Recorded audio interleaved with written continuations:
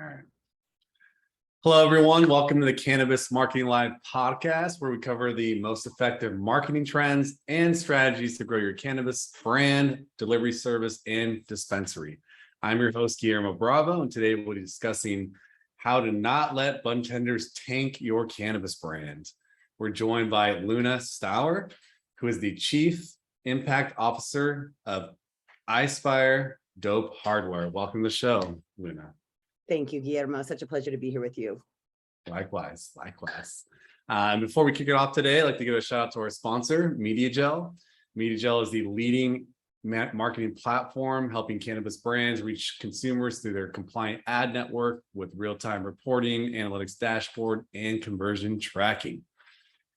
All right, so let's kick it off here. So, you have a ton of background in the cannabis industry. You've been on the front lines, you have your own brand, you have your own equipment brand. Like, why does the Budtender door rotate so quickly, and what can dispensaries do to cut down on staff turnover?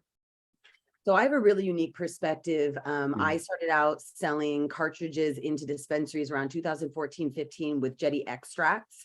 Okay. And was one of the first, cartridge brands out there. I think it was like Bloom Farms and Gold Drop and a couple others, but really there was not many cartridges back then. So, I have that side of it. We also now, do white label vapes. So we still work with brands selling through vapes in the stores, but also with our dab devices, like the dab and the wand. These are really cool kind of pieces for retailers to have to be able to move through their concentrates. We're also seeing a lot of in-store activity based on the devices and the education side with non-cannabis touching. So I have had such an incredible deep dive in the past almost decade into seeing really, it's funny, I actually have two retailer meetings later today after this, after our webinar. And really, even as the CIO of a company, I'm still going in talking to budtenders, still going in talking to buyers. And so I think that that's one of the biggest issues right now with the budtender turnover is, well, there's several things. One, anytime you have, consumer packaged goods, business, the people at the retail level usually have the highest turnover because they are usually paid a little bit lower. And retail environments are typically very stressful. You're under, fluorescent lighting. You don't get the same kind of breaks as some other people do who are working in an office setting, and it's a little bit less constricted. And also there's a lot of saturation in the brands and in the space. And so there's not a lot of loyalty coming from the consumer to the brand. And so that lack of loyalty also, especially since budtenders move around a lot, you'll meet a budtender, they've worked at 5 different dispensaries. I really think that it's a lack of focus on professional development, not only in their actual day-to-day jobs, but also around the products that they're working with, more than just like a 15-minute lunch and learn where maybe they get some information, but there's no repetition. No one's coming back in to reinforce those key selling points. And also just not feeling respected. The way that I put it is budtenders are pharmacists. They are not paid as pharmacists. They are not trained as pharmacists, and they are not educated and given the respect that pharmacists are given. But by all, coming from California, obviously we're built on a medical model. You really are consulting with people who are just coming out of a cancer treatment or who are having erectile dysfunction, and they want to have a serious conversation about a medical issue. And you've got an 18-year-old or 21-year-old in some cases that because, they have a different relationship with the plant, it doesn't really mesh. And so I think that there's a lot we can dive into this conversation, but I think that it's an amalgamation of a total ignoring of the well-being of the budtender. Everyone just uses them as an object to sell their products. They don't really see what it's like to live a day in their life. Yeah. So, I mean, that's advice for a brand is you should probably do I don't even know what you'd call it, but basically just shadow a budtender or just live the life of a budtender for one day, and then you'll actually get an idea of what it's like to be in the front lines, right? Yeah, it's like an audit, it's like a lot of these, you'll be able to tell, you'll ask them, oh, have you tried this? Oh, I actually can't afford that. And we don't really get a discount here. And it's like, oh, okay, now we know that our outside salespeople essentially is what budtenders are for us as brands. Yep. They're not even they're priced out of engaging with our brand and even getting a couple free samples. I mean, it's hard to sample out a $300 rig to, $1,000 in an area, but for brands, it is hard for struggling brands to be able to, every store, they drop off enough for everyone there to try it. It can be very, very stressful on both ends. So this is a conundrum that I'm glad that we're having this conversation around, because I don't know that this is really ever, looked at in a holistic way. And the other part of that is that if a Budtender doesn't try it, they're not going to promote it and sell it, right? So yeah, and I think that a lot of people on this call know that, and I think that, with them being trained, like training a new staff member, if you're actually giving them, like Leaf.vip is a good example. I did some trainings for them. They provided lunch. We sat in, we chopped it up with them, very low salesy, very just vibey. And they all downloaded it on their phones, and they got paid $5 per 2-minute video that they watched. Jetty Extracts, Kiva, different brands would pay to be on this platform, but Leaf.vip was the one that went in and converted them, and the store didn't have to do anything. They weren't out money, they weren't out time. This was a lunch break these folks would have taken anyway. And they're loving it. They're seeing someone come in, loving their folks up, and they could do it on their own time. They get a $5 PayPal that in the morning when they're getting ready on the toilet, they could even study this stuff. You don't even have to be anywhere in an office. So finding ways like that when you're training a new staff member, doing an audit and saying, what is the age group? What incentivizes them? Are they more into a pizza party? Or are they more into going to a VIP event at a sporting event? Get to know every store, even on the same block, has a different culture. So I think that we try to apply something to everything. We just have brand ambassador programs, and everyone just goes out and does the same thing in every store without just checking it out, hanging out, going in and buying something from them. Like sit and actually consult with them, see how knowledgeable they are, see what excites them. And then when you come in for your lunch and learn, you remember these 3 only smoke flower, this one does edibles, this one said he was priced out, and you make an amalgamation of that in the way that you approach their training. Yeah. And given the high turnover with so many new staff members being trained, how can a cannabis brand create meaningful relationships with fleeting staff? Well, I think that, those loyalty programs that we're talking about, there's a lot of really interesting loyalty programs that are run by brands and third parties. A lot of them have really interesting integrations into back-end POS, so they can run Budtender deals through, like, let's say they're using Blaze or Trees or Meadow. They can, integrate into these backends for an incentive program. And then once they leave, at least they have their data capture. They can send it out. Hey, we know maybe you're no longer with this company. We would love to stay in touch with you if you're a Budtender at another shop. Something that kind of keeps a composite and a space. And people are doing a great job with the G4 Live Budtender Awards, and really acknowledging and creating a place for them to live. There's the Hi Budtenders podcast that I was actually featured on, that's really cool, that's really focused on educating Budtenders, where there's a rich comment section. I think that, like, making sure that they know that they really work for the people in the plant, and the brand that the store that they work at might not be a good fit, but that they're seen and they're important and not disposable in the industry. And if they landed in a pool that just redirected back out, we wouldn't, in my opinion, see the brain drain that we're seeing from the cannabis industry. I'm a teacher, during COVID, I was looking into getting back into the classroom. I still have my credential. Like, people are getting, I just saw someone in the parking lot yesterday in Oakland. She used to be a Budtender. She's wearing a scrubs. She's working in a dental hygiene office, and she was an amazing, Black female, empowered, wonderful Budtender. And I know these people have had thousands and tens of thousands of dollars invested in them from brands and their retailers into education and free samples. Why are we not accounting for that turnover? On a corporate level, we account for turnover from salaried positions, but from an industry level, you know what I mean? Yeah. That's a good point. I mean, it's you have to stay on top of it. And I've always liked what's the company's name? Zoltrain. I don't know if you've seen those landing pages. I love those landing pages for education for Budtenders. Yeah. We use it with some of our partners, and it's just like, boom, you get the story. You get the mission, the vision, the sourcing of the products. You get the differentiator. Like, all these things are, they're important for selling your brand.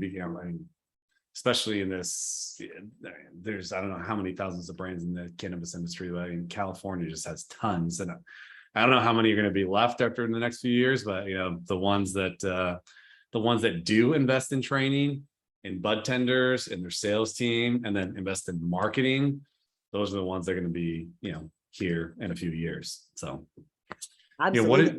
And another thing, getting back to just another point to that I'm downloading as you're saying it, is if you were a retailer or a Budtender, wouldn't you like to have a kiosk that answered a lot of the questions, and maybe you're even learning from it as like, wouldn't you like to have like an automated colleague that you, when there's a huge line and you haven't taken your lunch break and you need to go to the bathroom, and you know what I'm saying? Like that, it's also, we're getting back into centering ourselves into what it's like to be a retail worker. It's like, those things are not only great for the consumer, but they also reinforce the training and allow for some breathing room on the retail floor.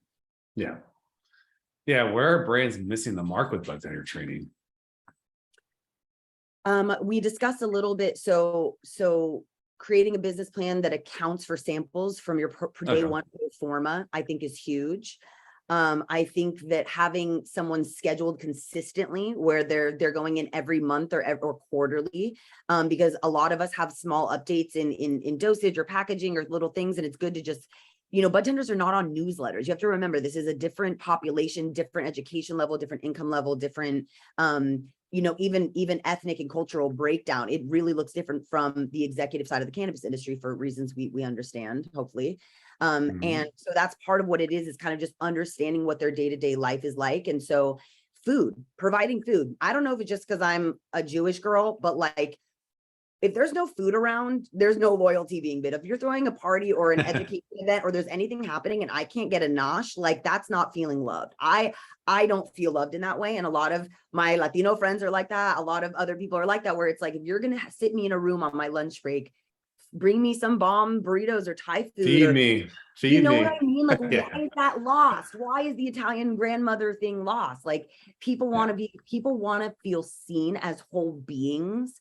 And if you know that they're on their feet for 10 hours a day, 6 days a week, and they don't get paid nearly what probably they should, a lot of them that are doing a really good job, some of them are making, you know, or earning what they deserve because they're clocking in and clocking out, but other ones really are extremely, I would say, like have a sophistication about them and a seriousness to the way that they approach consulting that elevates the entire industry. And so I think that if there's no real way of accreditation, like with chefs, you can get a Michelin star. There's some pathway towards recognition. I think that that's a big thing that brands can do. Like, for example, with Wonder Bread, and a few different brands right now, we're doing it with Field, we're doing it with, just got off the phone with Harborside and Urban Leaf, Nug, that they're using our DAB. So instead of it just saying I Spire branding, it has the branding of the company, or like a battery that has the branding of the dispensary, so that they can have a fun gamified competition where they know that if they work harder, that they will get hooked up. And like I said, it's not off the retailer's back. It's the brand is running it, right? So baking it into your budget, knowing that you're probably going to spend a lot of time, and also human resources, right? You're going to need a street team. You're going to need, we even have our brand ambassadors have to go through a training program and pass a test on how to run a dab bar, how to put this together, troubleshooting questions, how to tag us in social media. It's not a huge deal, but it definitely takes time and resources and a dedicated marketing and salesperson to work together and create a program that makes sense for you.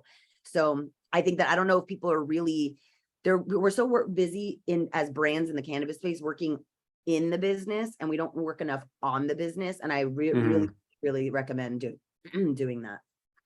Agreed. Hey, what tactics can brands use to keep budtenders engaged, you know, over time with the brand? Yeah, keep them engaged with the brand over months and years, and, you know, really extend the lifetime value of that customer.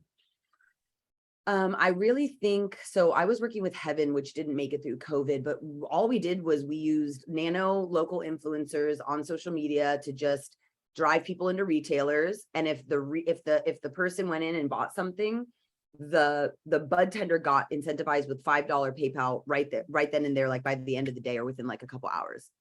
So that touch point and that building of the loyalty, I thought was a really important example, the leaf.vip example. And also with Jetty, we have Budtender bashes, we have Budtender events, 420. We had, you know, the van would show up and take everyone to a local brewery and drinks on us and dinner. Things that just show them that you are actually going to be a partner in the long run, instead of these highly transactional, I need you to sell my product, I'm desperate for you know, getting my business up and running as an entrepreneurial energy, coming to someone who's sitting in behind a counter, just fielding questions all day. I think that they're the things that move them and the things that are exciting to them and the things that they can do in their off time are going to be a lot different than the ways you would incentivize your executive sales team within the brand internally. So I think that just like having, having that that profile of which region your key regions are and what are their key motivators. Like in LA, it's like Lakers tickets like all day. You know what I mean? In the Bay, a Giants ticket all day.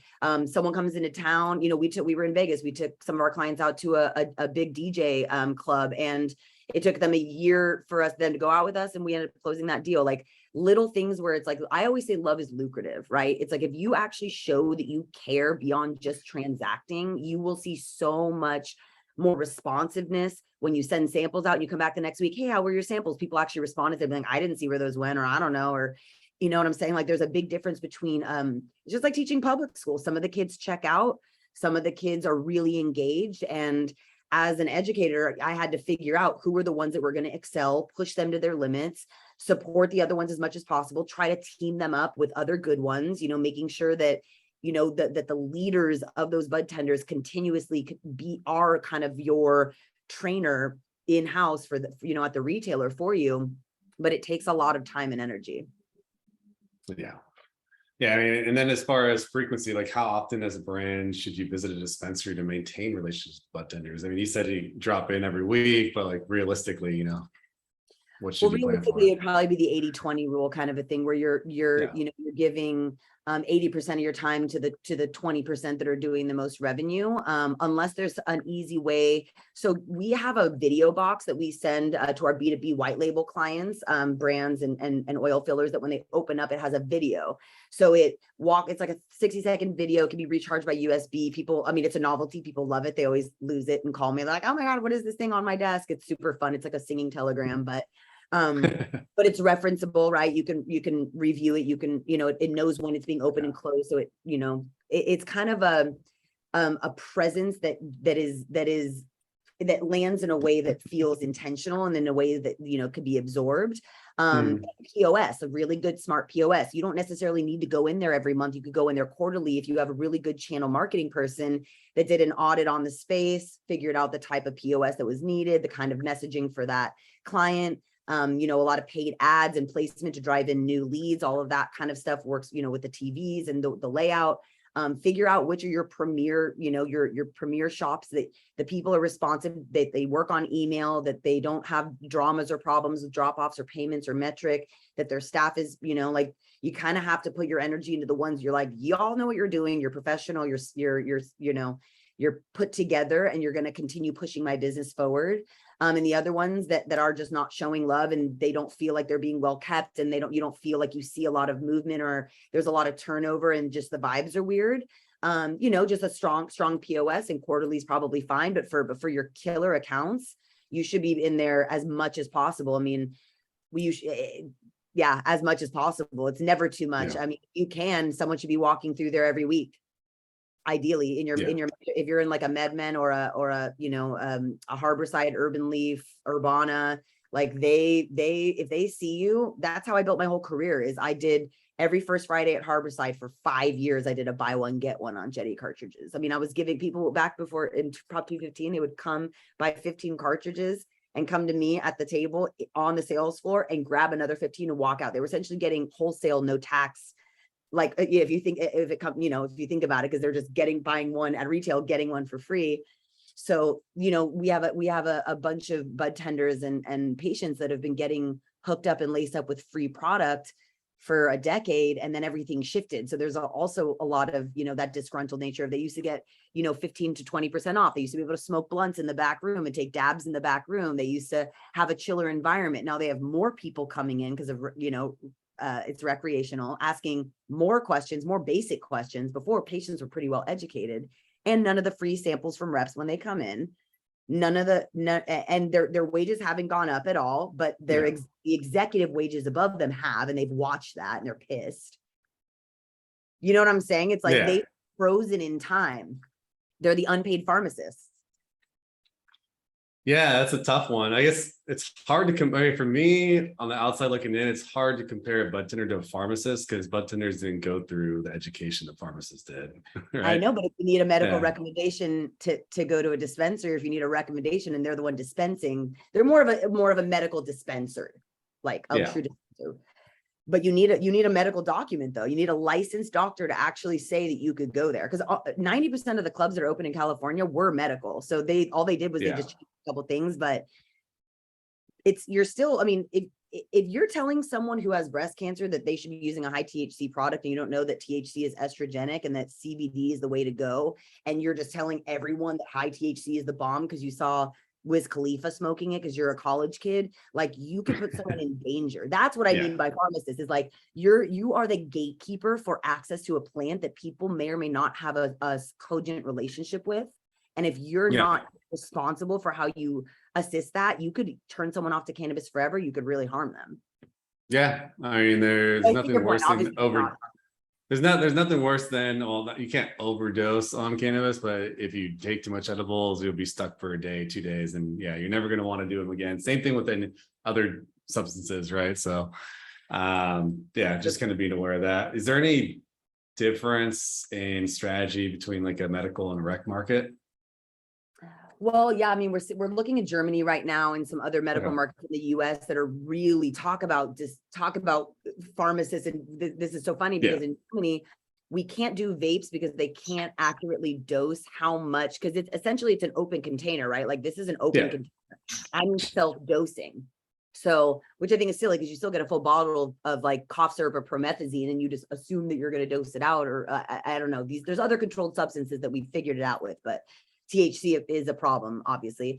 So that's a major gatekeeper to, really that the medical minded concept is so limiting because this plant is so prolific and potent, and it's not alcohol. It's not these other substances like an aspirin that you can perfectly dose every time. I mean, you can get multiple different phenotype expressions from the same cut and same mother and same strain with completely different terpene and cannabinoid profiles. They're not completely different, but variable enough that it's not, it's more than a 10% up, over under variance. That's yeah, not pharmaceutically yeah, viable. So I yeah. think that, I was in Colorado and I remember being really uncomfortable doing this tour of, I'm forgetting what the name of the club was, but we walked in and we're in the lobby and someone comes out and goes, medical, like screams it, like school lunch lady screams it. And there's like a whole line for the rec area. And then there was like a fork in the hall to the other area. And the guy gets up and walks over it. I found, as a Californian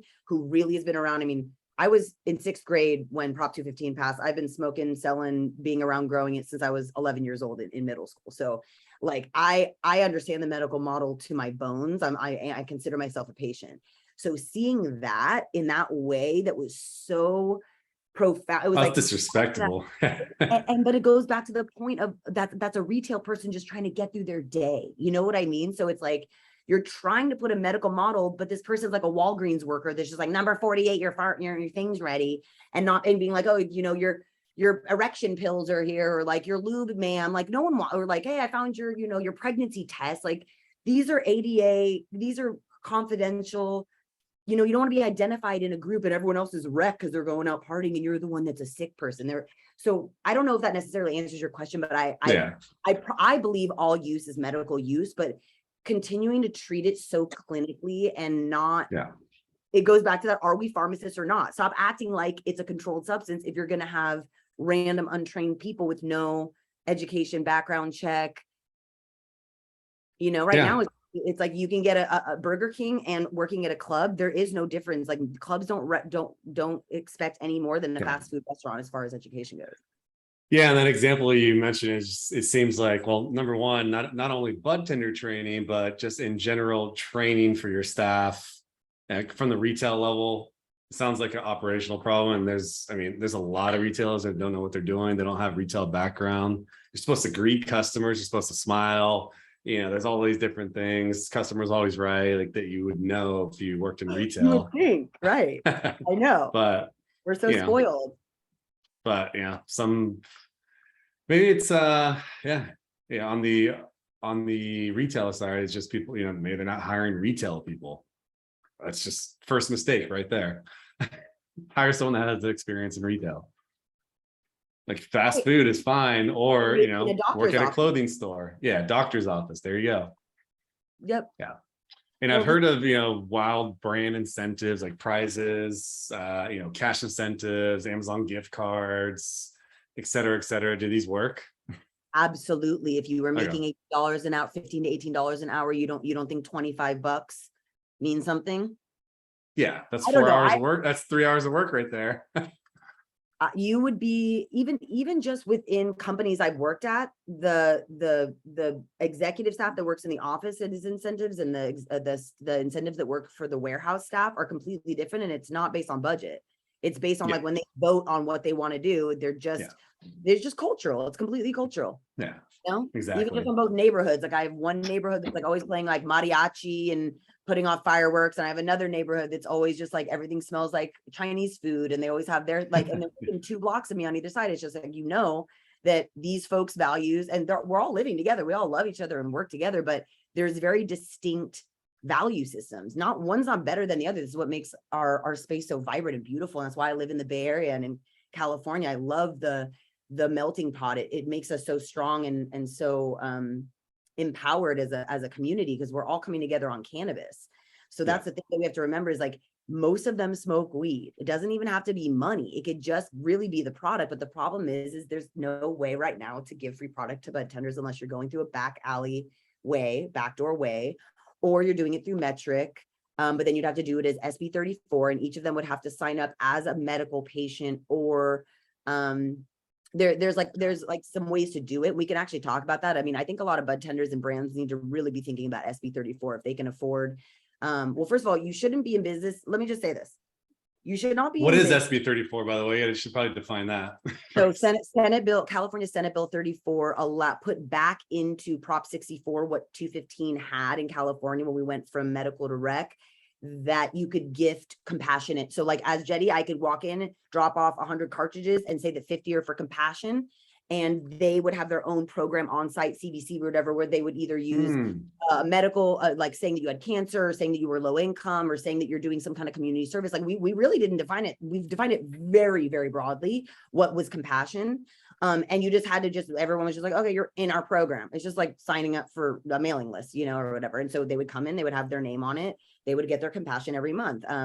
Jetty would hand deliver it to cancer patients ourselves directly, not through the retailers. And then when 64 happened, we had to do it through the retailers, but 34 hadn't been passed yet. There was a gap after it was passed where we as brands were still getting charged like 25% on the retail value. So if I was giving away like $100 worth of product, I'd have to pay like 25 or whatever dollars on top of that. So if I'm giving away thousands of dollars of product, I'm paying, and not only am I losing the product, but I'm also like paying taxes on a gift. So we worked really hard to change that through SB 34. But what I was going to say is you should not be in cannabis if your business plan does not account for compassionate care and budtender incentives. I'll say compassion first. Everyone who started in cannabis, the way we grow right now, myself, I have a compassionate grow and I gift it to veterans and ill people. This is the nature and the basis of this industry. Every brand, no matter how crunchy or cold or cool or like LA, doesn't matter where they were, everyone had a budget for giveaways for patients and low income people. It's what Brownie Mary and Dennis Crone fought for. That's why 215 was here. That's why we've been able to scale tax control and regulation across the world from California specifically, was because it was based on compassion, which started with AIDS patients in the 80s, and Brownie Mary bringing in brownies to young gay men dying of wasting syndrome in San Francisco. So there's a legacy that you're standing on. If you're in the cannabis industry, your pro forma needs to bake into the triple bottom line is people. And we can put budtenders into that because essentially they're also on the ground, working class, hardworking advocates for your brand and for the plant and for everyone. They're the point of contact and the first, in line of combat. So that's the most important thing, is that if this is not something that your company is talking about, the loyalty piece, the relevance piece, the training piece, the sell-in and the sell-through pieces, all those things that we do spend a lot of time on aren't going to matter, because you are not going to be relevant. People will always go towards a brand with a story, will always go towards a brand that's giving back.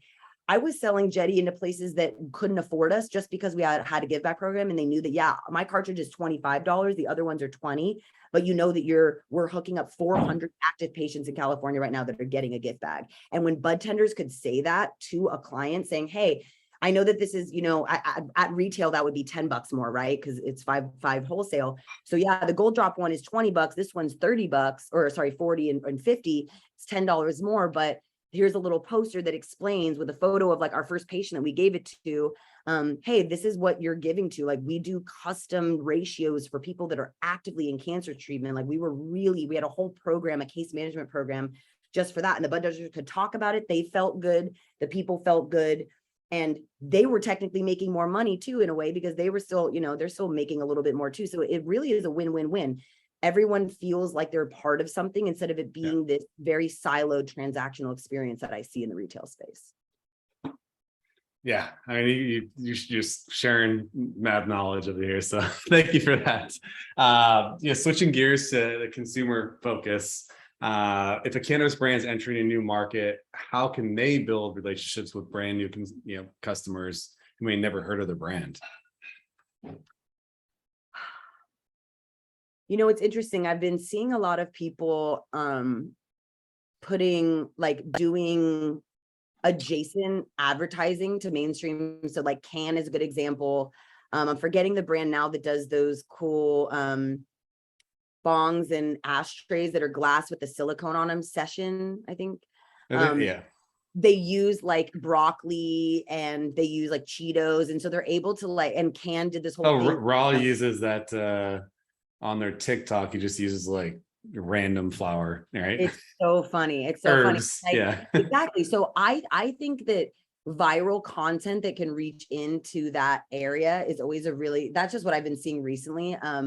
Because like around the holidays, Can had a non-alcoholic, or sorry, just a non-cannabis infused mixer that they were suggesting. I'm actually kind of forgetting what it was, or maybe they did an alcohol infused. Can basically straddled cannabis and alcohol, which obviously you can't have them in the same product, but it was Baron Davis and Kate, what's her name from Almost Famous, and like really just created comedy and silliness around it, but it wasn't a cannabis branded product, but it was by a cannabis brand, if that makes sense. Like, I think that that's kind of disruptive and interesting. And I mean, iSpire personally, we went with Arch Rival as our PR firm over a couple of other really good cannabis marketing agencies. Sorry, not PR firm, marketing agencies.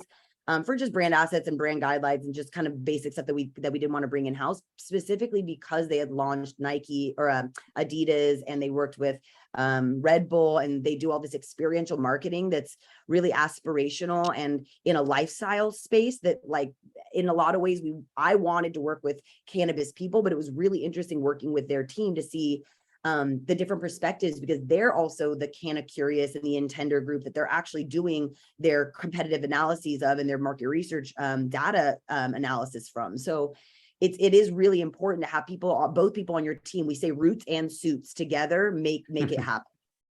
You have to have so many great one-liners, by the way. I know, Roots and suits, healers not dealers, love is lucrative. Yeah, I love all that. Well, and it goes back to your point of like, how do you keep it up? Is like, as a movement, cannabis doesn't have a PR firm. We don't have talking points that when you come into a cannabis job, you're like, this is what we say. So I like repeating them and doing that, because it's nice to have an echoing where you can talk to anyone at any place in the cannabis industry, anywhere in the world, and they know what time it is. Exactly. They know the assignment. Exactly. And then on my side, I'm obviously in on marketing. So I've been focused on customer acquisition for brands since 2014. So, social media, I would say, is brand awareness play, right? That's top of funnel. Getting people to know about you. PR is the same thing. Programmatic advertising is the same thing. Google display advertising is the same thing. Those are all top brand awareness plays, right? So you get people to know who you are, maybe get them to your website, And then you need to continue to retarget them, right? You need to follow them with ads. So you can continue to do that with programmatic.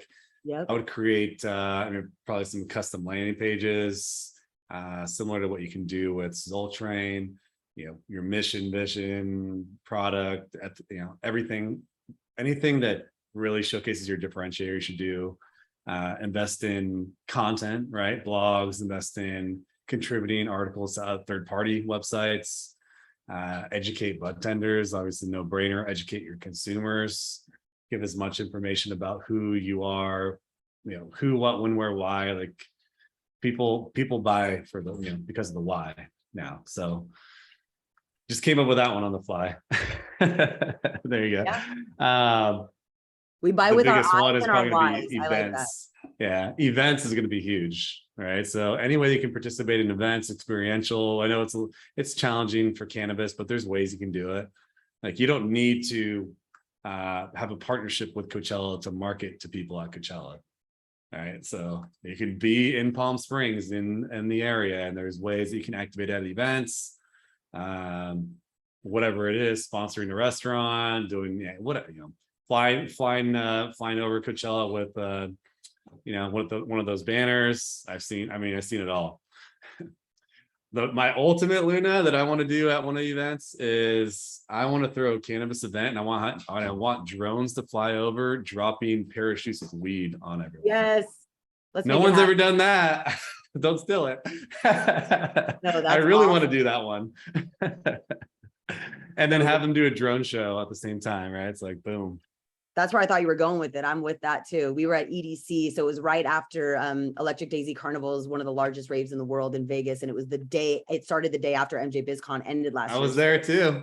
Yes. Oh, yeah. Saw Cascade, saw Purple Disco Machines, saw everywhere. Yeah. Dude, it's funny when I told you about that Vegas show that I took our client to, it was a Cascade show. There you go. That's we the took best. Our whole team out. It was, and that's another thing about like retention and stuff too. It's like my CRO. Actually, interestingly enough, the way we got the EDC tickets was through another interesting Budtender and retail incentive program, which was very radical in the sense that it actually set a precedent for selling a mainstream event ticket through a cannabis outlet. Cookies partnered with, they had like a bunch of fig farms, eighths, quarters, and ounces. And if you went in, they did a partnership with Rainbow RMBW, which is Insomniac, the production company that's on EDC, has now a cannabis brand. And they did a soft launch of it. I don't know if you saw the RMBW with the huge hand smoking like an electric spliff, an electric joint. No can, but there's EDC still very not cannabis friendly. But they sold. So I went in and bought 3 ounces or whatever, 3 or 4 ounces. And with those ounces, got a VIP ticket, which was worth more than you know what I mean? Like I saved money. Then I got it. And I got 4 ounces. Like it was a net positive across the board. And I got to go into a cookie store, see my friends that work with at the Oakland downtown cookies. And you get a commemorative ticket that you then go online and get the tickets through. So essentially remember when you used to have to go to get your ticket master at like a CVS or a Safeway, or you used to have to buy your tickets from a grocery store. In person, old school, throwback, 90s. Yeah.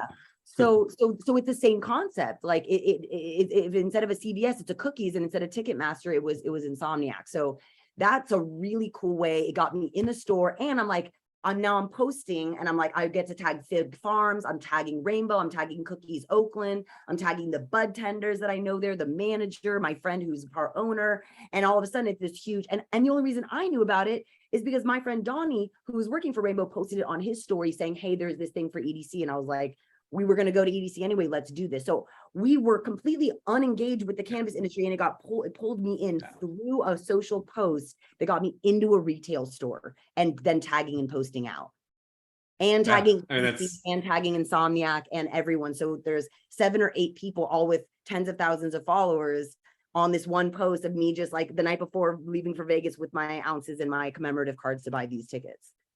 Like exactly. That's the kind of guerrilla marketing we need to see more of.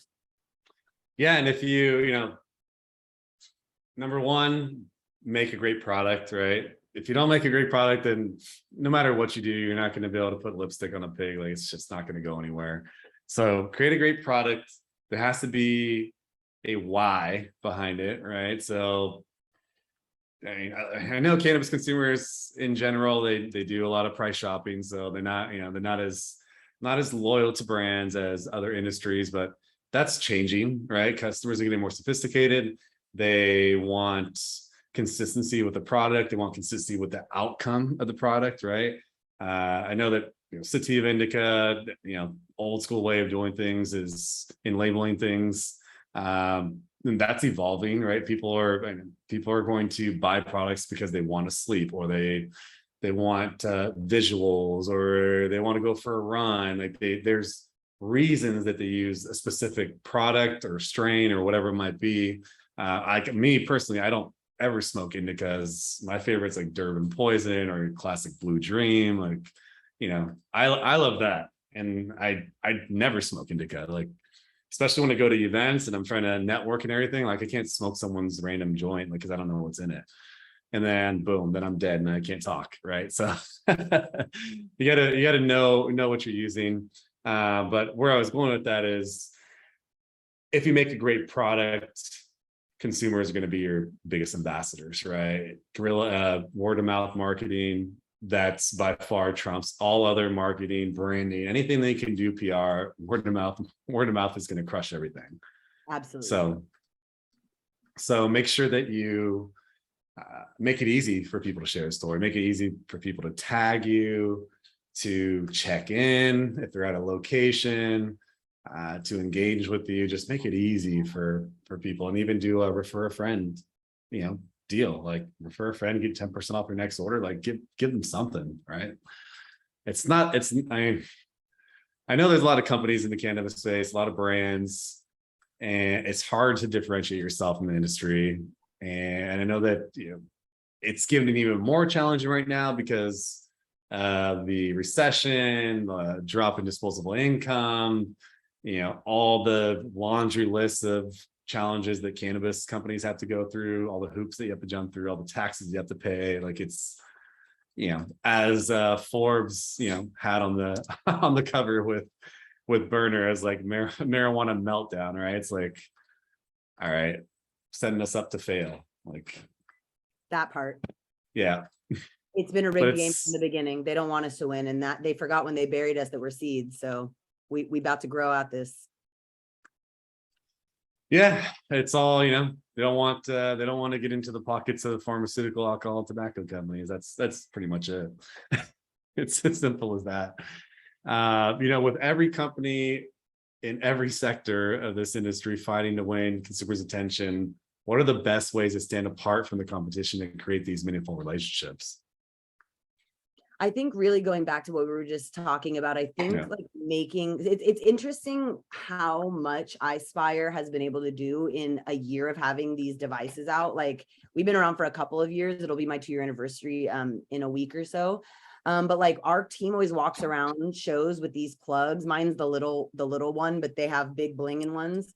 And just with our shirts and like dope hardware, we wear it in airports, we wear it out to restaurants, we wear it when we're on the weekends. And people ask us all the time. They're always engaging with us, and they're always at the shows. They always remember us. We always throw a good party. People always get hooked up. They always, I have a business card, and they hear repeated every time they're at, one of our things: sip it, don't rip it, or, no, all glass, no atomizer, just dab. We say it over and over and over. We start hearing other people, just like with Jetty. I would notice too, after a 4-hour demo, people kept saying like, oh, this is how you use the dablicator, and keep saying like my little quips, and like you were saying, you even memorize them just from this conversation. Like,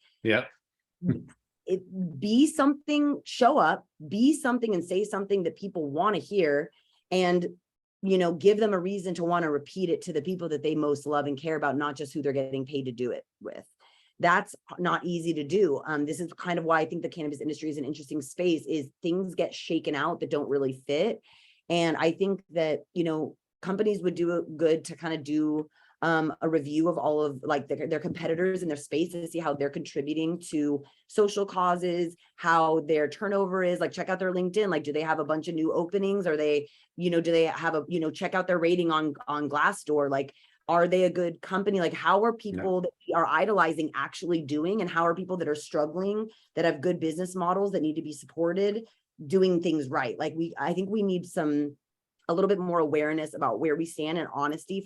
It's really hard for founders and executives to take responsibility for our lack of foresight or for oversights that we've had in the course of decisions we make for the business. But after hearing this webinar and all the things that are coming up for either, yes, this is really like what I'm already doing, or maybe I really need to work a little harder on some of these elements, is intentionally setting time in your schedule, intentionally setting time in your budget, because the only real way to make an impact is to show up and show out 100% instead of, that's why I said the 80-20 rule. Like, don't just sprinkle yourselves out across every single place.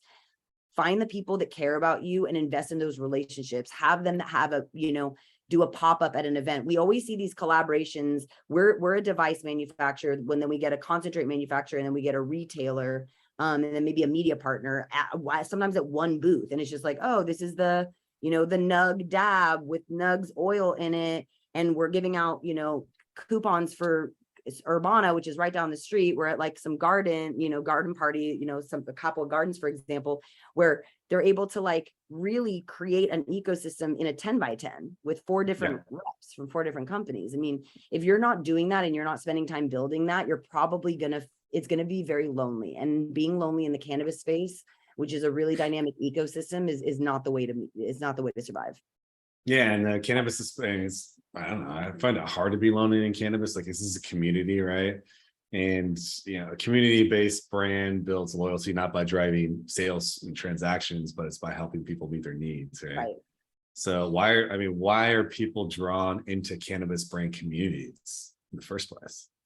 Well, we're the renegades, we're the underground, we're the speakeasy, we're the, oh, you also do things. I mean, I've traveled around the world and I've never seen a ball of hash or a spliff or a joint open as many doors for me, whether it's backstage passes, friends that we meet in the park, then food, alcohol, cigarettes.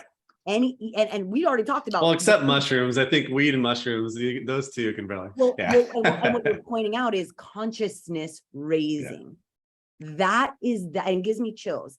That's the common thread with plant medicine. And that's why I really don't just focus on cannabis. I focus on psilocybin, all the entheogens, DMT, mescaline, all these things, because we're at a. And you're in San Francisco, right? So they just decriminalized psychedelics, right? And I worked on decriminalizing Oakland. So this is very close to my heart. Denver and Santa Cruz, there's 4 places now where you can gift, grow, and gather. And especially since a lot of budtenders are millennials, like, this is something that's very like Aquarian age of moving away from this concept of like, I believe something outside of myself to I truly know, and I have everything I need within me. And consciousness raising plant medicines like cannabis and psilocybin and things, they bring people close together, because you don't have to have that conversation. It's not like a Thanksgiving dinner where you're talking to your uncle who will never get it. He's 70 years old and he's super conservative and whatever.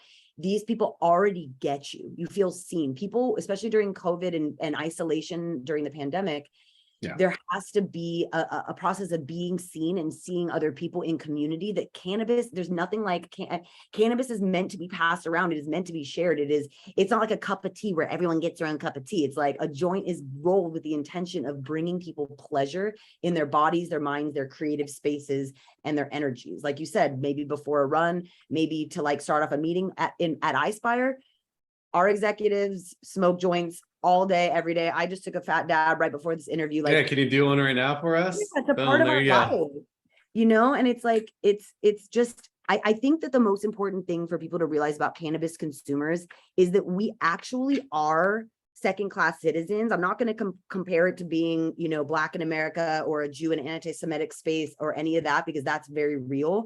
But as far as like harm to your body and your liberty, 100% being a plant medicine user is criminalized to an extreme degree in this country. And us getting together is very healing and very empowering, and I believe a radical act. Yeah, and I remember reading this. Is actually the government paid the churches to make it bad, right? And it's funny because in church they say it's like God's plan, right? It's like, okay, well, everything's conflicting. Every they say that Jesus was anointed with hemp oil, and the word cannabis is from Caneh, which is in the Old Testament of the Hebrew, the Torah, and like it's only been illegal since 1937 with Asslinger. What's his name? I always call him Asslinger. I don't know his real name, but Anslinger. it's a very new concept, and then you see the pendulum swing, right? Where it's like Colorado legalized and teenage use spike, and then it went back and then it dipped below pre-legalization levels because things are all sexy when you say don't do it. But then when it just becomes another plant in grandma's garden and no one's tripping, the kids aren't trying to skip school to smoke weed anymore because grandma's making it into tea. That ain't sexy. That ain't cool. No. Yeah, exactly. So this is the normalization process. This is how it happens. Is we're in a swing right now where we're seeing a lot of in the vape crisis. The public opinion has changed. I mean, since I got in the space, when I got in the space, we were like, you're in cannabis, looking at you like, what? And then now they're like, oh, damn, how do I join? How do I get involved? Yeah, my sister, who's a public school teacher, and all my friends who I was in the public school system for 10 years teaching, they all just unfriended me on social media. They're like, I don't want to see your weed posts. I don't, I lost my entire professional career by coming into cannabis when I did. Yeah. If I went in now, people be like, get me a job there. And actually what's funny is all those people are now asking me for jobs in cannabis because they hate teaching during COVID. Yeah, exactly. It is amazing. Yeah. It changed. But that's good, right? You want normalization. Yeah. That helps everyone. That helps Budtenders feel safe too, because Budtenders, another thing we didn't talk about is Budtender safety. I have a lot of friends who have been involved in raids and robberies, and it's very unsafe, just like being a public school teacher, school shootings and stuff. So safety protocols, having really good security staff, that's extremely important. I agree. Especially nowadays with everything kind of going on. As you said, with the school shootings and just social uncertainty as a whole has just skyrocketed in the last 8 years plus. So yeah. I guess last question. What are the metrics cannabis brands should be paying attention to and following and really know, to create solid connections with Budtenders and brand new customers? I'm telling you, KPIs. Yeah. KPIs. Well, those. Talk to Jocelyn Sheltra at Headset. Yeah. Talk to Gary Allen at New Frontier Data. Talk to Guillermo at Mediajel. Talk to me and talk to the folks at Leaf.vip is another amazing one. And Impact is our social media marketing. What do? They do influencer campaign management. Those are the people that can give you in their pitches without even having to necessarily commit to being a partner or anything. They can just let you know their value proposition. These are you don't know, the unknown. People around you in the community can tell you what you're not even being aware of. And then you can see how much you want to invest in that. But without data coming through back-end POS, all of it's hearsay, all of it's going to misshoot. And I don't know about you guys, but when companies misshoot in cannabis, they don't really get a second or third chance. You can't misfire in this space. You can't. Oops, we overspent $300,000 and wasted 5 months. That's death. That's literally death. It's Hunger Games right now. So yeah. I don't know. Well, Luna, thank you so much for sharing all your insights today. Is there anything else that you'd like to share with the audience before we part ways today? No, you can find me at lunastower.com or on Instagram at @Luna_Stower. Hit me up if you guys have any questions. And just check out, some organizations that I really love. The Social Impact Center in San Diego. They do work with expungement for drug war cases. Ryan Miller of Operation EVAC, educating veterans about cannabis, and Colin Wells from Veterans Walk and Talk run beautiful nonprofit charities that give back to veterans. If you have product that you want to donate, that's always really important.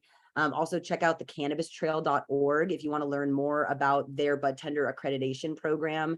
They work specifically with mapping out the history of cannabis in California. It's an incredible program. I'm an advisor for them, and they're doing unbelievable work. Wow.